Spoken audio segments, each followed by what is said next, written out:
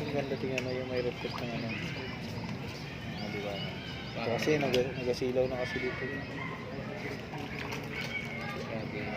Payat na. Dami na. Payat na yung iba. Hindi na mapakain. Ay, yung malalaki agad sa pinapakain ng mga nagapunta dito, malalaki lang na yun. Oo, nakikinabang. Oo, ayun, wala.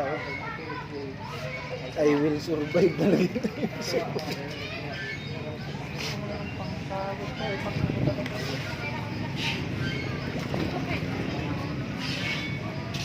Talaga yung maliliit na yun.